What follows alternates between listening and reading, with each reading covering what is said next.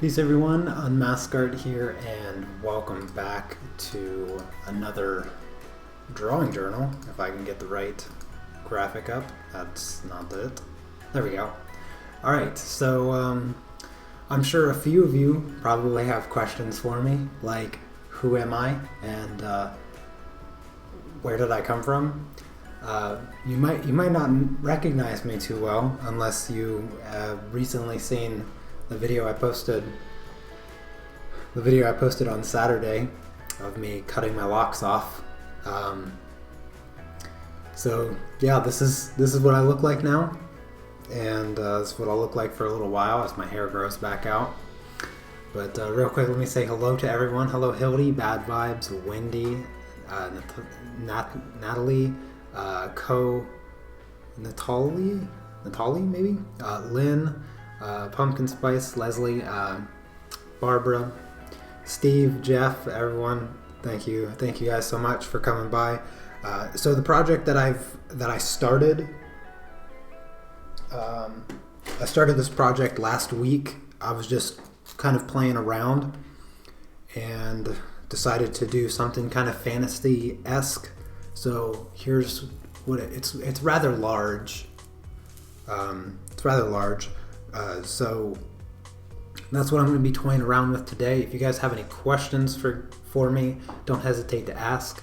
Also, I changed my mic setup a little bit. I have it a little bit farther away, but I boosted the volume. So if you guys could just real quick let me know if you can hear me clearly.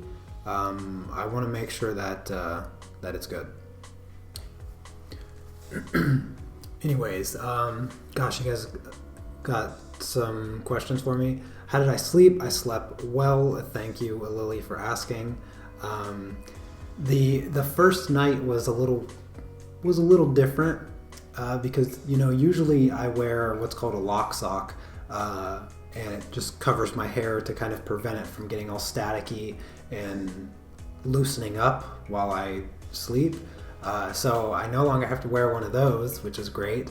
And if you've ever slept with 55 snakes wearing wool socks on your head, then you know that you just get strangled throughout the night. So it's nice to have it have my locks gone.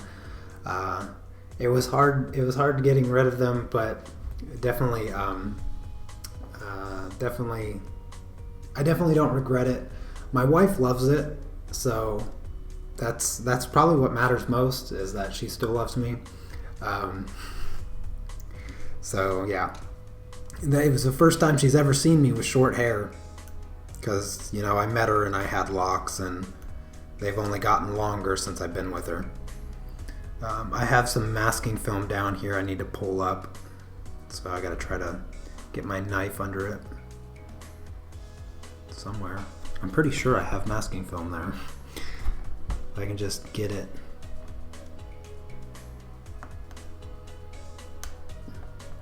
There we go. I'm actually working on like charcoal gray pastel matte. I had this sheet and I was like, you know what, whatever. Let's just use this instead of using white. I thought it'd work well, but I'm not too sure if I'm fond of the way it desaturates my colors. But also the pastels aren't too vibrant. Oh, thank you, Chrissy. Why did I cut my hair? Well, I mean, for those of you that have been hanging out with me for some time on the drawing journals and Inktober of last year, I brought up the idea of possibly getting rid of my locks, and as I kind of got closer to doing it, I just got scared of doing it because they've just been a part of my life for so long. It was tough getting rid of, but I think I finally just worked up the courage to actually do it. And so here we are. I mean, there was no like real concrete reason that I had originally thought of. It's just that I felt like it was time. And a whole week went by, actually. I knew that I was cutting them off this past Saturday a whole week in advance. And I just avoided telling anybody anything. And it was just, yeah. So, surprise, here we are. That's basically how it worked out. I'll try to not miss any of your guys' questions. Oh, thank you, Sneaks. I'm glad you like the color of my eyes. Oh, thank you, Oksana. It does feel quite good. My wife, she can't stop rubbing my head. She just keeps rubbing it and stuff. But it actually kind of hurts a little bit, so I had to make her stop. She was rubbing it a bit too aggressively.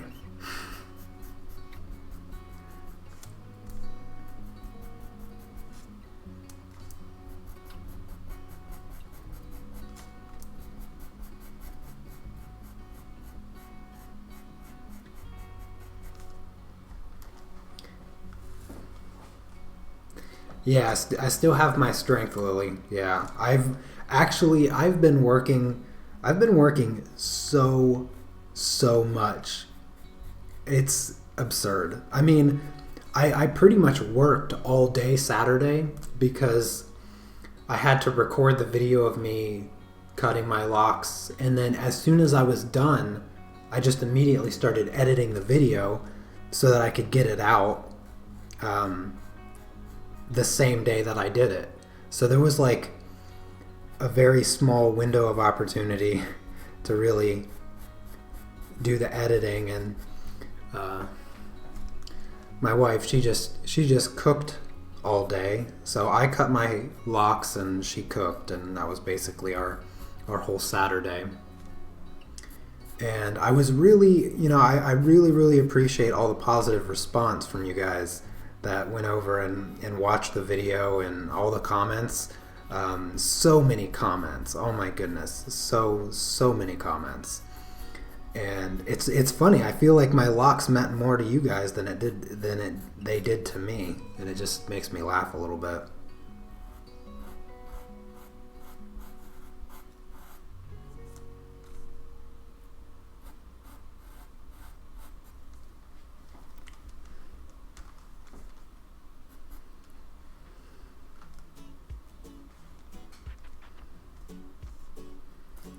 I still have all of my locks. They're in the kitchen. My wife, she doesn't want to just throw them out, so she's gonna burn them instead.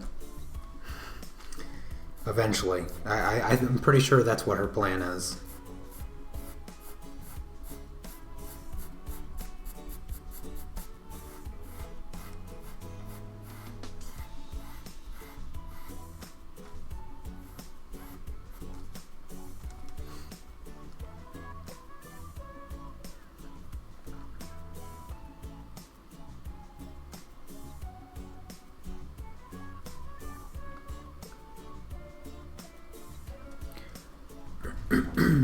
I also decided, I've been doing the working streams, so I did so much streaming last week. I think I streamed somewhere around 20 hours last week. I had the drawing journal on Monday. I had the Patreon streams. That's like 2 hours, and then I streamed for like 3-4 hours on Wednesday, and then I think like another 4 on Thursday, plus the Patreon stream, so like 5. So I mean, somewhere between 15 and 18 hours, I think, I streamed last week, and I kind of like the webcam a little bit farther away from me. You guys get more view, I guess, but I also kind of like it off to the side. So if you guys give me your input on that for also having it like that for the drawing journal, yeah, just let me know what you think.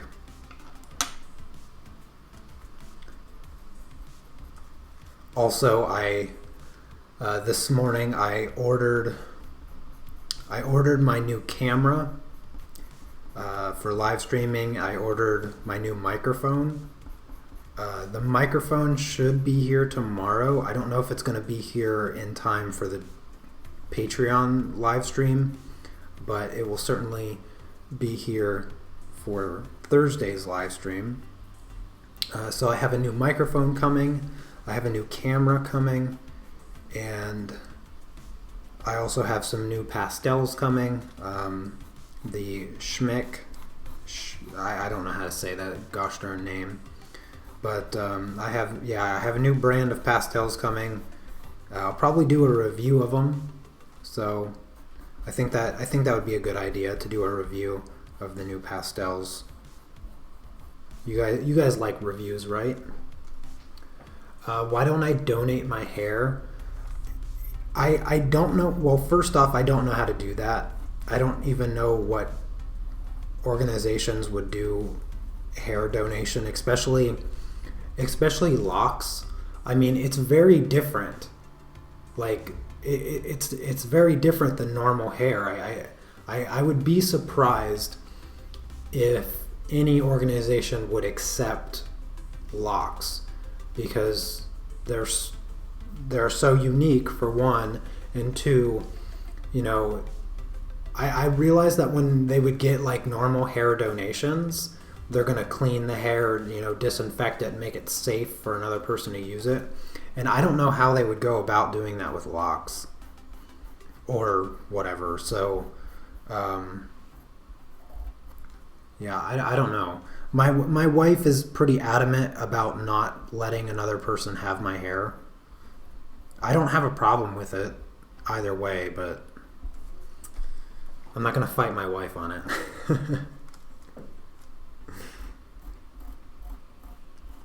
If she doesn't want anybody to have it, then that's her decision.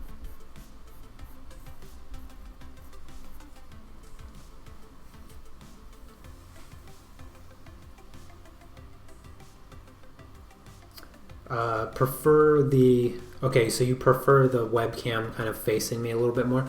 The reason I put it off to the side is because I'm mostly looking down at my artwork, and I wasn't sure what to do with it. So I mean, maybe I could mount it, I don't know, like down and have it pointed up at me, but I feel like that'd make my face look fat. I don't know. Of course, I don't know.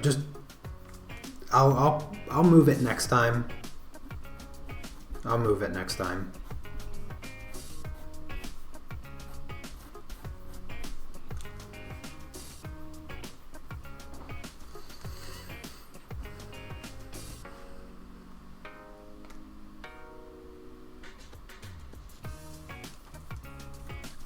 I told Anya that we should turn it into a little sculpture. She has it in a ponytail, and I could put another ponytail on it and make it stand, and then the tops curl over, and it just looks like it kind of looks like some weird tree, some kind of like palm tree made of, well, hair.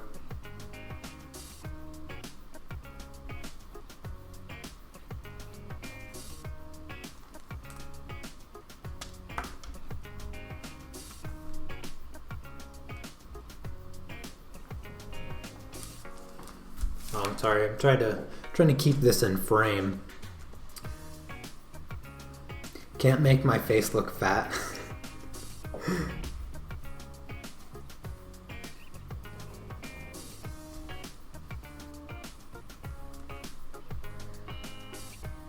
Hello, Miss Danny. And Anna also. I see you. Yeah.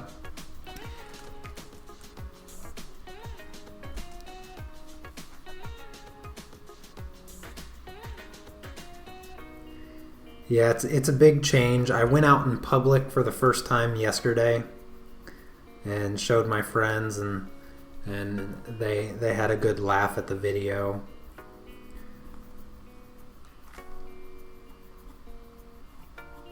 I had to buy a hat. So I went out yesterday to play cards, to play Magic, and on my way there I was like, I can't be outside like this. So I went and bought a hat, like the first hat that I found I bought. Just a beanie type hat, so nothing special, but I had to buy a hat like immediately.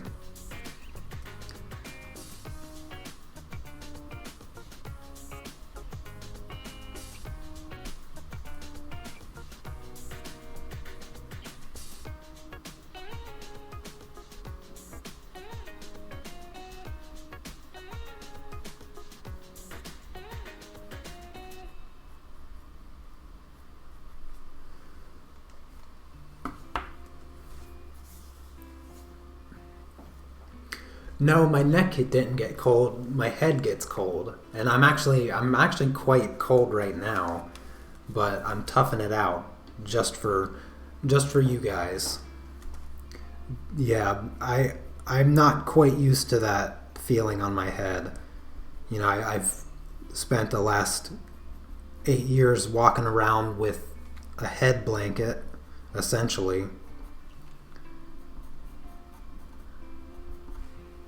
So it feels quite different. My head is cold.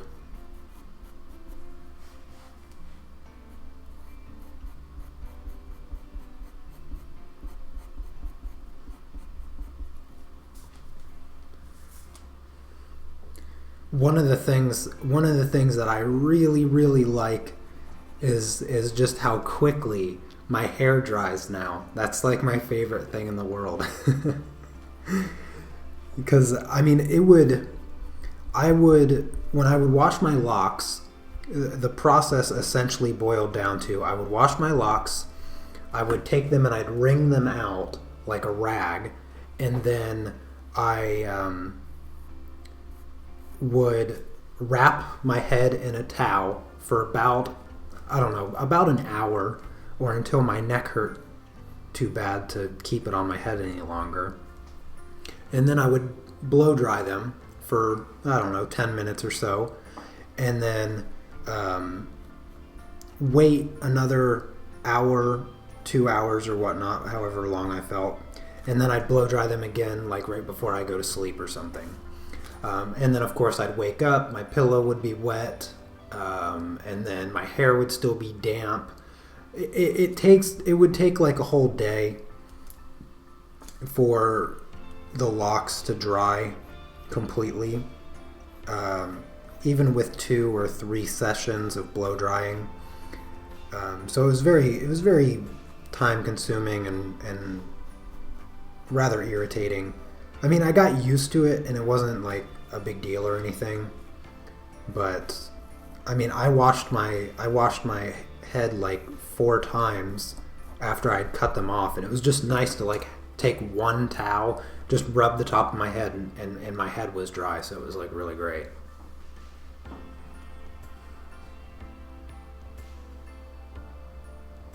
Oh, thank you, Sneak. I'm glad you like the clouds. Yeah, I don't know how well it's picking up on camera, but the problem that I had with this particular piece is that I just couldn't get my colors vibrant enough.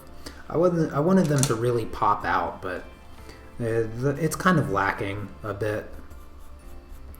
So I'm trying to make up for it with this little bird thing. I don't even know what kind of bird this is supposed to be. I just went with something more fantasy looking. Not a bird that actually exists, but maybe a bird that would exist in a tattoo or something.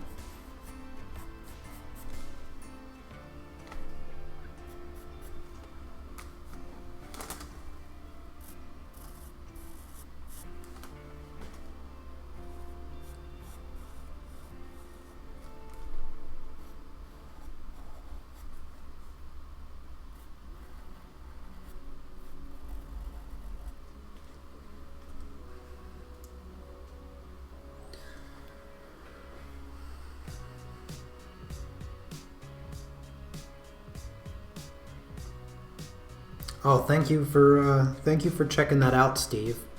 I mean, I was pretty skeptical that I would have been able to donate such hair. The thing, I mean, the biggest difference with locks in comparison to other hairs is that it's really, really difficult to control what happens inside the actual lock. You have like a waxy buildup from over the years. You have to deal with like lint. I mean, I was always constantly like, trimming and kind of maintaining my locks to keep them clean. And it's just a tough process, and there's really no perfect way to prevent those issues that you face with them, whether it's little lint balls that get stuck in there and then they get tangled up inside, and or the hair gets waxy like I had said, and there's nothing that you can do about it. And so the idea that they would be acceptable for donation, it just seemed impractical to me. So I do appreciate you looking that up, Steve, and letting me know, because it's not like I'm against donating them, but I was pretty sure that it wouldn't be a possibility.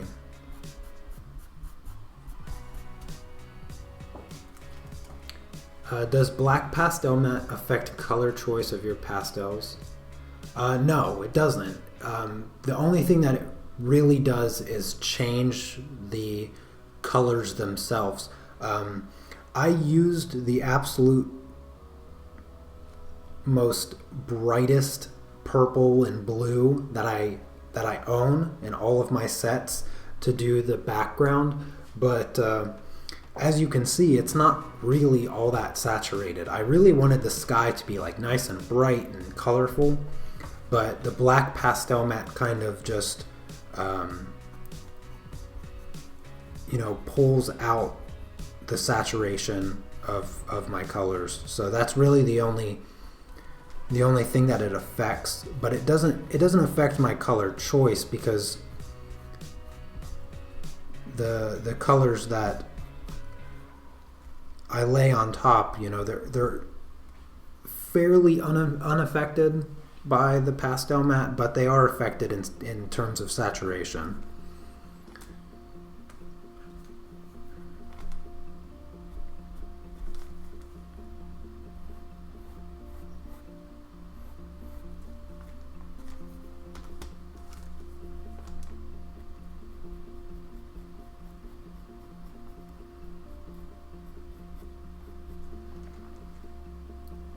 But I also think that the pastels that I used the Rembrandt pastels, and as I've kind of gotten a bit more experienced with pastels over the years, I've kind of developed a particular taste in what I expect from my pastels, and the Rembrandts have just kind of slowly,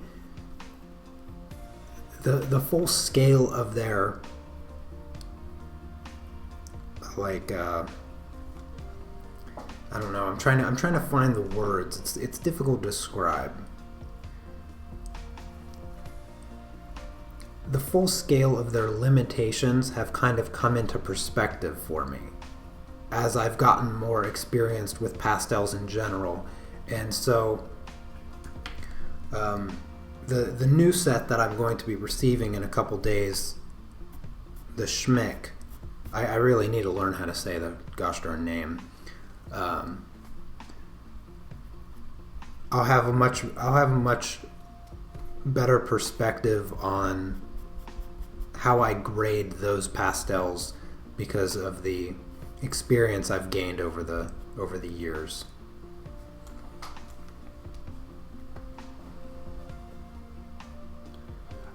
So if I were to do like something Northern Lights-ish, I wouldn't go for dark. I don't think that I don't think it would benefit by going for a dark pastel matte, but maybe a light to mid-tone color.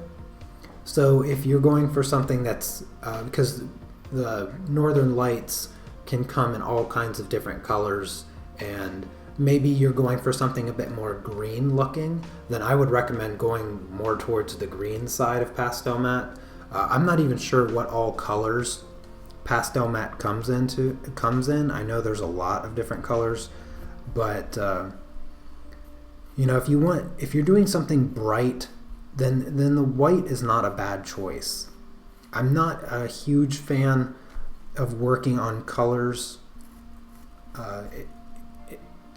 It's never really been much of a benefit that I've experienced from it.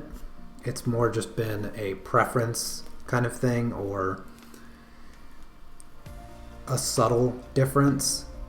When doing something that is generally dark, then I find a benefit from it. If you kind of want to leave the background plain, then I think it's better to work on a non-white surface, because then you have the dynamic of your highlights popping out a lot more. The real reason I chose this dark pastel matte for this project is purely because I didn't think I'd want to use it for anything else, and I figured, well, why not just use it for a project I don't really care about? Because I was just kind of doodling about to create this. I mean, the clouds, all I did was throw down some color and then slowly build up, the white to create the fluffiness of the clouds. There's really nothing about them that required a reference. It was just throw down a bunch of colors, blend it out, and then just start adding some lighter colors to create the fluffiness. That's all I did to them.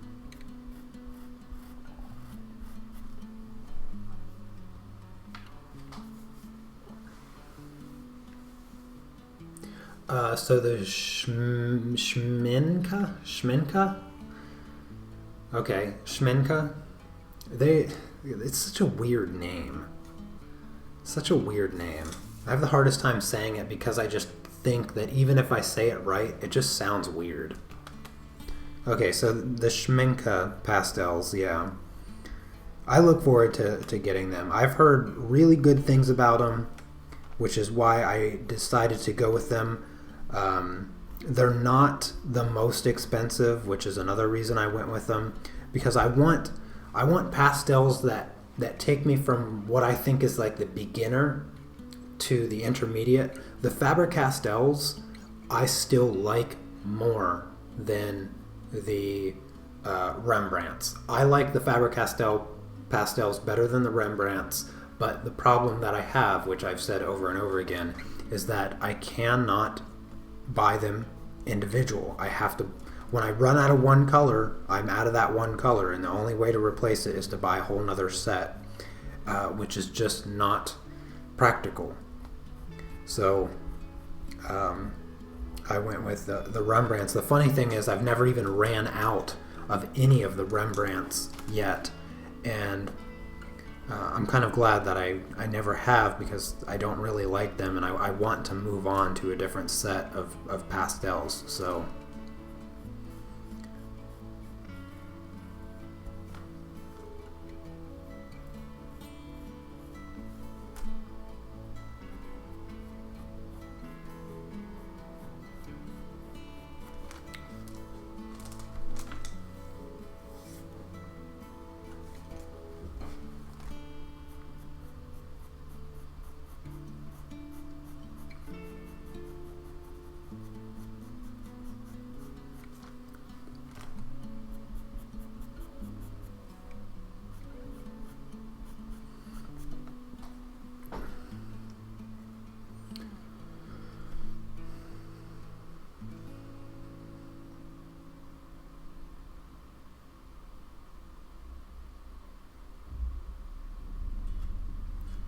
I'm sorry about that, Barbara.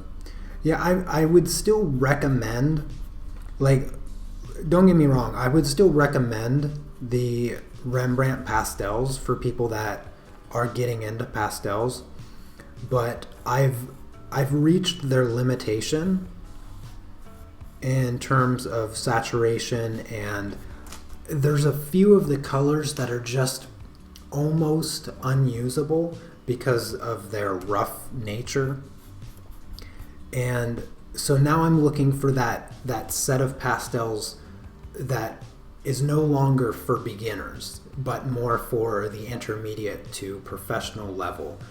It's the same thing that I've done with colored pencils. I have, and pastel pencils for that matter.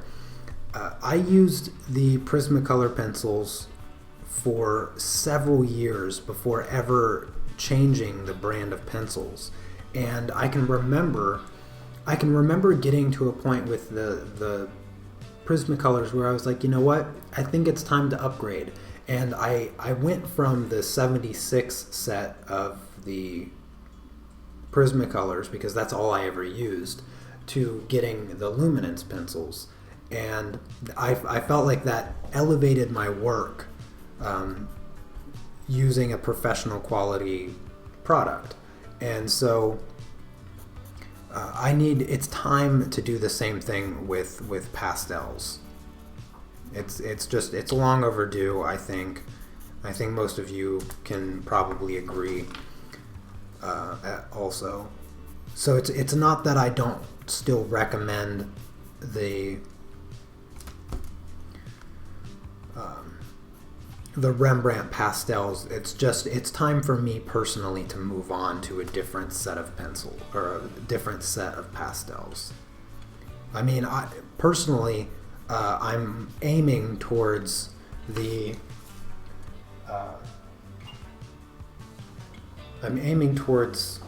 unison pastels, but I haven't quite gotten there yet. I feel like because I'd really probably buy about $1,000 worth of unison pastels if I finally committed to really buying a set of them.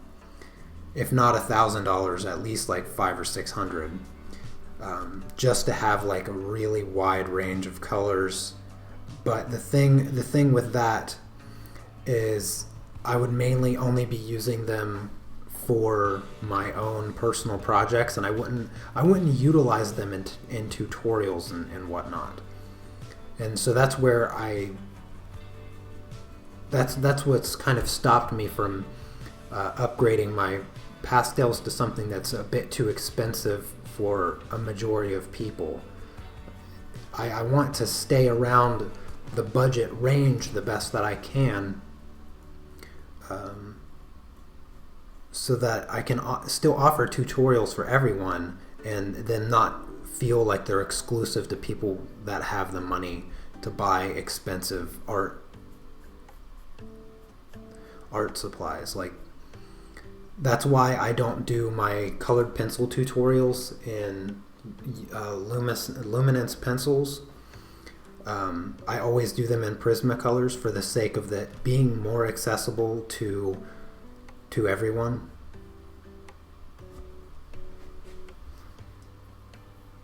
How do I keep filling up your art journal? My art journal?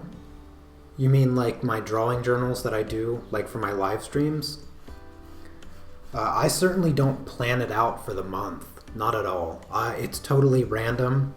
I didn't even know what I was going to do today until yesterday when I set up the live stream. I usually don't plan that far ahead with the drawing journals because they're just meant to be not necessarily random, but they're just meant to be less stressful for me in terms of like planning and try to figure out what topic to talk about, because they're just meant to be a place for all of you to come and hang out, ask me whatever questions you want, chat with one another, and that's what I always intended them to be, and that's what I always intend them to be. So I don't want to change the drawing journal, because I just feel like it's a nice time to come and hang out and just chat about whatever random stuff. And so I don't generally title them with the intent of trying to draw in new viewers and the whole YouTube algorithm stuff. I don't worry about that with the drawing journals. It's not worth it. So I'm trying really, really hard not to miss your guys' questions here. So give me a second. Oh, that makes sense, Lady Marigold. Heidi, right?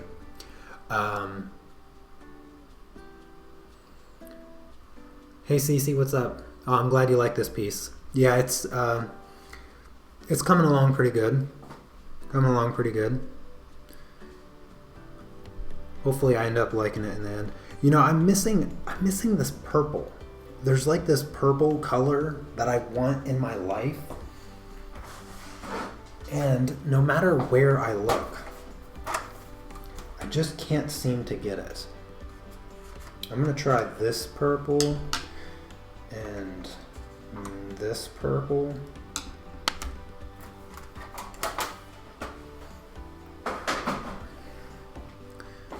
Let me see what this one just looks too dark. That's the problem with this one. This one's too dark, and this one's too red.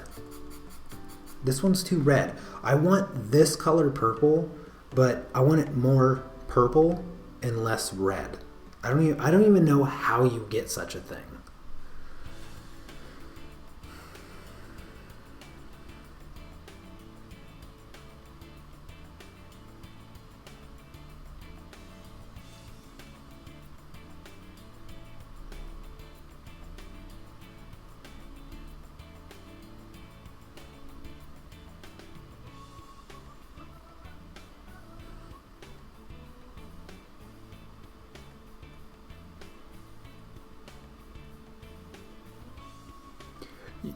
You're absolutely right, Helen. You don't really need like an exact set or anything like that with pastels to follow any particular tutorials. There is a lot of freedom there with the color choices, and even when I do my pastel tutorials, there's never an exact color that I'm using because pastels aren't labeled. Well, most pastels aren't labeled, so I can't tell you exactly which color I'm using, which is a little frustrating sometimes for me. But yeah, the exactness is not a requirement. You're absolutely right. I do feel like it's a bit more important with the colored pencils.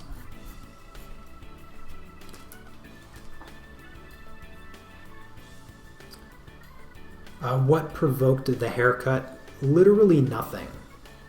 Really nothing provoked it. I just felt like it was time. It was nothing really happened or anything like that. I was just, what was it? It was like last week or something. I don't know. It was like a Monday or maybe a Sunday. And I told my wife, I was like, you know what? I think I'm gonna cut them off. And it led to a conversation that just reoccurred for like the next 2 days or whatnot. And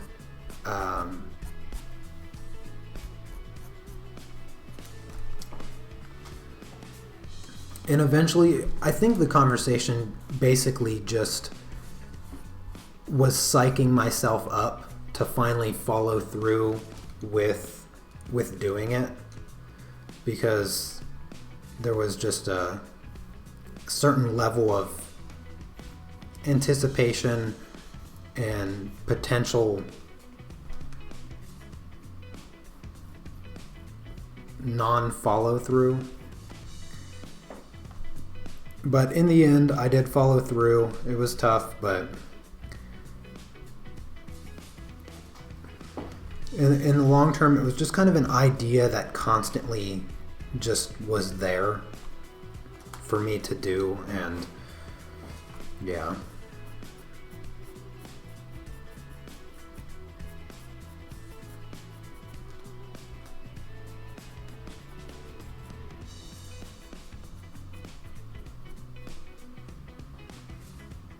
How much lighter do I feel? I feel exactly 537 or 32 grams lighter. It feels great. I think the biggest difference is just like moving my head. A funny thing, earlier, like when I first woke up this morning, I was doing something. Oh, no. It wasn't when I woke up. It was when I ate lunch. I brought my food over to eat, and I went to, I reached to the back of my head because what I normally do is tie my locks back. So I had two locks, my two bottom locks on the back of my head. I would just take those two locks, I'd wrap them around, and then I just tie them in a knot, and it'd just pull my hair back like it was in a loose ponytail. And I went to do that, and then I realized I don't need to do that. But also what I had done when I put my hoodie on earlier today, my head was cold, and I honestly, if I wasn't streaming, I'd probably be like this right now because my head is cold. But I'm not going to do that because then you wouldn't see my face. But when I put my hood up in the past, I'd always have to part my locks in the back and then bring them around my neck like that because there's not enough space in the back of the hood for my locks to be there. So when I went to put up my hood, I had first reached to move my locks, and then it occurred to me that I didn't need to, and it was just kind of funny.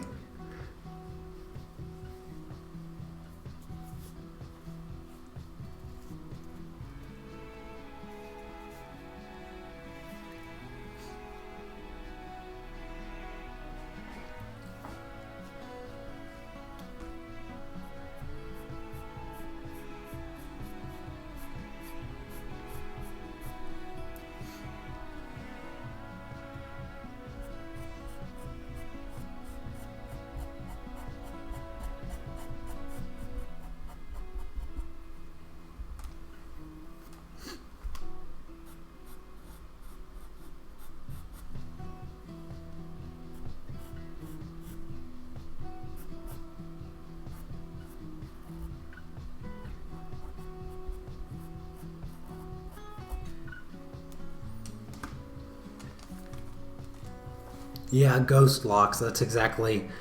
Or no, I called them phantom locks. Yeah, phantom locks.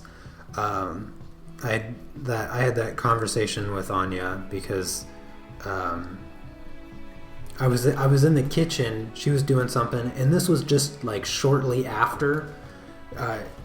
It was shortly after I'd cut them off. I was like chatting with her or whatnot. And one of my habits that I always had when I was like talking to her is that I would always grab a lock. I would just reach up and grab a lock, and then I'd play with it and like twist it in my fingers. And now I just find myself reaching for like nothing that's there. And a lot of times I would use them. I can't tell you how many times I would just stand there and hold them. Like I'd have like a handful of locks in each hand, and you know like the bar inside the cars, like when you're sitting and there's that handle that nobody knows why there's a handle there, but there is. I was always one of those people that liked to hold on to that handle. It was just kind of relaxing to have my arm up as opposed to just down like this. And so when I'm standing there doing nothing, or I'm listening to my wife tell me her amazing stories, I would just kind of hang my arms off of my locks. And now I kind of want to do this, like, because I need something.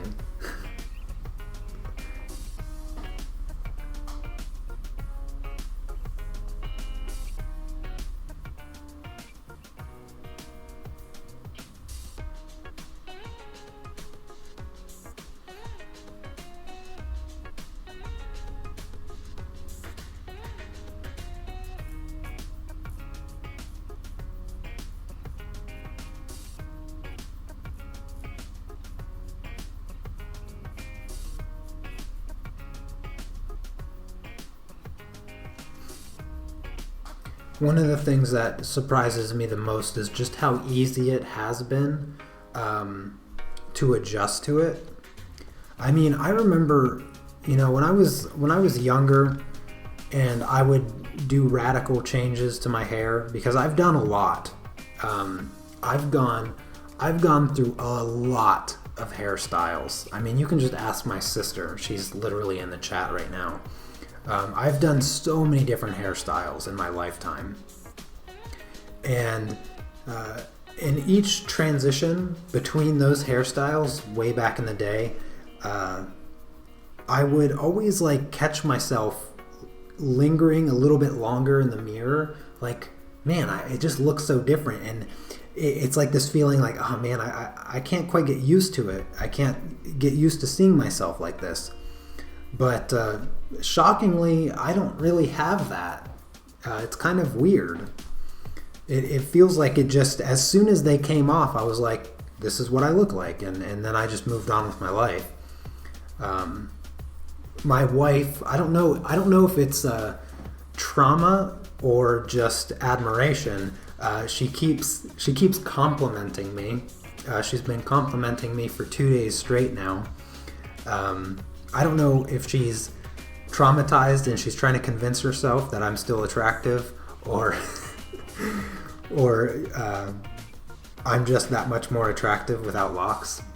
I'm not sure, but she seems to really like the new look. And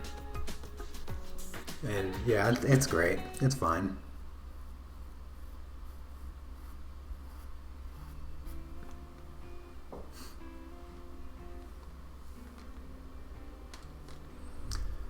Does my technique vary a lot when I use more expensive pastels, colored pencils? No. Technique I don't think should ever change, regardless of the quality of the product you're using. If you treat your lower quality products with the same respect that you treat the more expensive products, I think you're going to get about the same result. But there is a certain degree of limitation that I've come to recognize between the quality of products. I mean, with the subtle difference between luminance pencils and Prismacolor pencils, I'm throwing polychromos out of the mix because they don't count. You'll notice that the luminance are a bit easier to sharpen. They're a bit thicker and easier to sharpen. But when it comes to actually laying down onto the paper, there's not a huge significance. But one of the things that you will absolutely notice is that the Prismacolors, they have a bit of a kind of a clumpier, almost translucent fog that covers the color, so they're not quite as vibrant potential. But the difference, again, is very subtle, and it depends on the color, because even luminance has a couple colors that are just kind of off to work with. But essentially, I treat the pencils the same. The two brands I treat essentially identically, because the difference is minimal.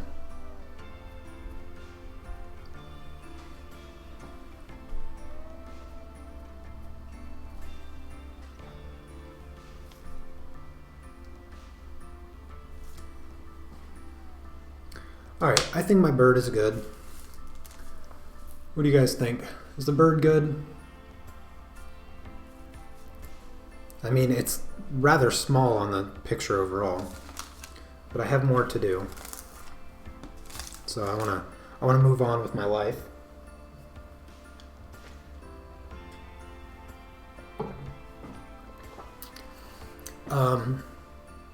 I'm not a huge fan of polychromos.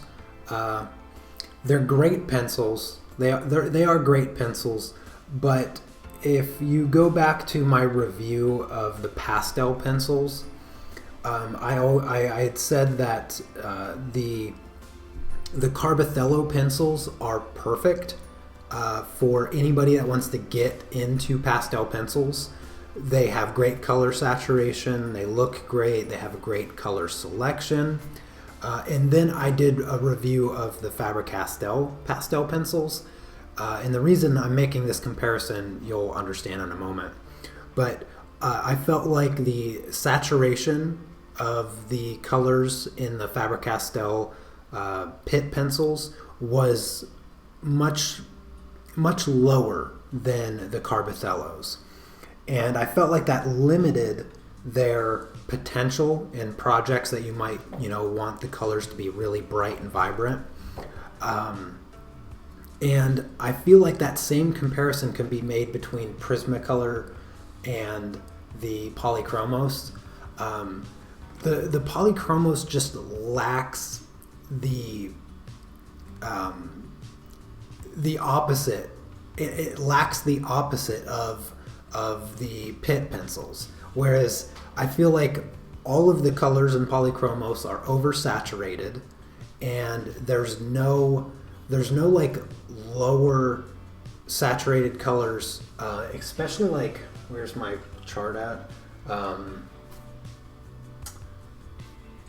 don't know. They just lack. Okay, I don't know what to say. They just lack.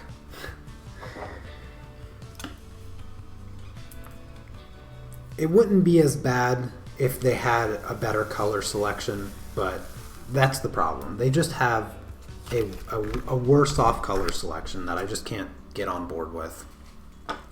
And I don't think that they make a good primary set of pencils. But plenty of people disagree with me, and I'm not saying that those people are wrong. I'm just saying that it's a personal preference, and from somebody that teaches colored pencils, I'm going to always say that the color selection you get in Prismacolor is much more ideal, especially for beginners, than what you get in the Polychromos set.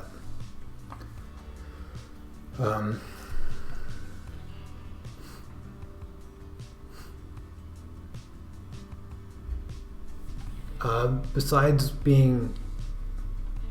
Wait, what? Soft pastels, the difference between soft pastels and pencils, the only difference is the density in the pencils is harder. It's a bit scratchier. And they don't blend. Their blending distance is a lot shorter than the soft pastel. And that's just because, like, I don't know, they make the pencils more dense so that you're able to actually sharpen them. And you don't need to blend them out like really far, because you shouldn't be filling in a large background with pastel pencils. It's just a waste of pencil. That's really the level of control is the biggest difference.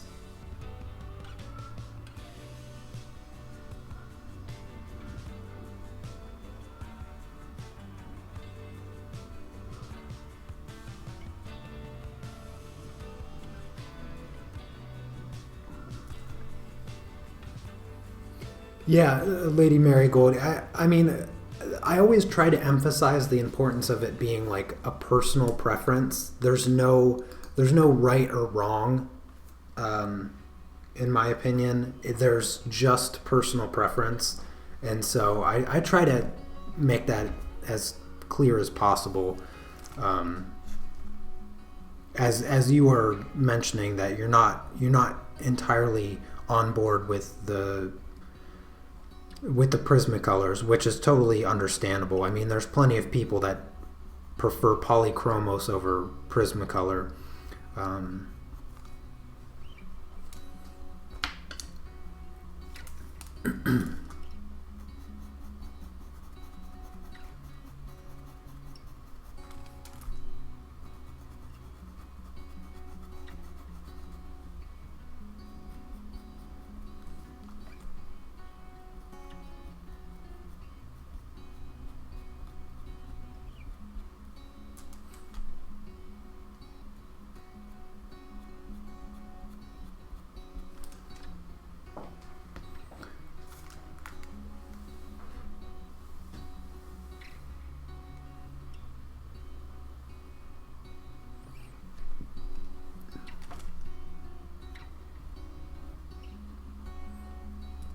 I didn't realize how much time had passed already. That's surprising. I can't really go for extra time today because I have to cook food, which means I'm going to be jumping off here pretty soon. So if you guys have any last questions, ask them really quickly because I will be finished probably in like the next 5 minutes or so. I want to get some colors down on my little guy here that's standing on the edge of this cliff.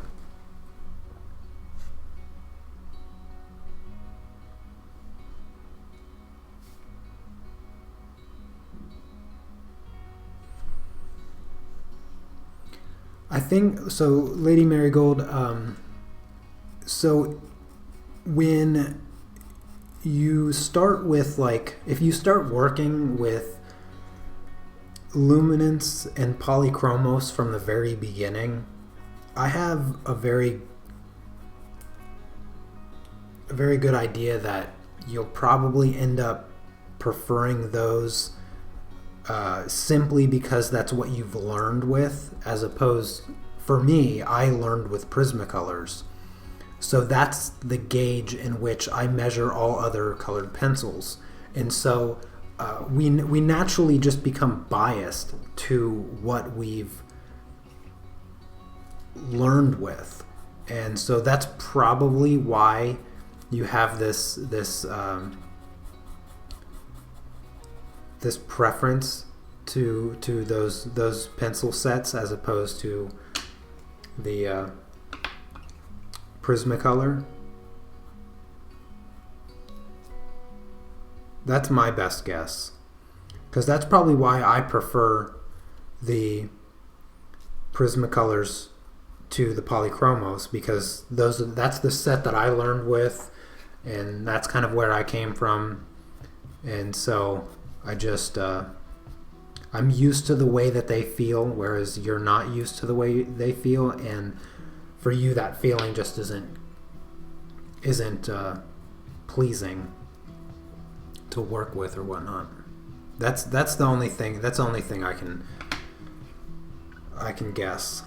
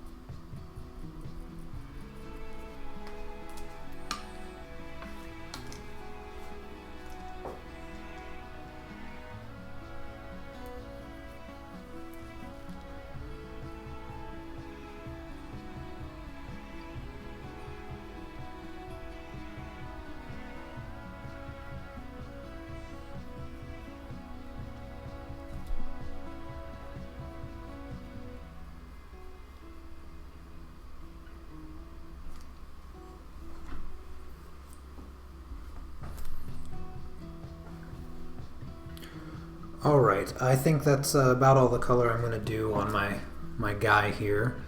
So I'm going to be streaming over on Patreon. Oh, you know what? I didn't even bring up Patreon.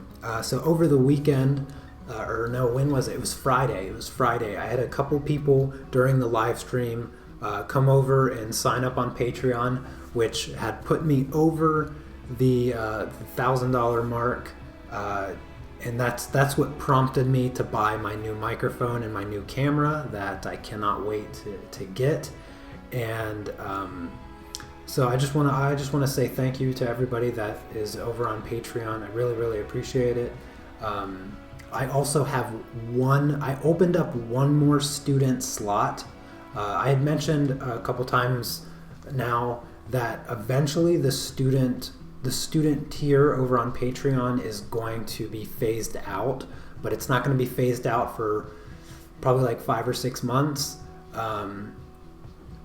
So there is one slot open now. I know a lot of people have been waiting. I opened up a 5th slot, so I've only taken on 4 for a very long time, and so I've opened up a 5th slot to see if anybody's interested for the next like 5 or 6 months. You'll have the opportunity to get like one-on-one private lessons with me.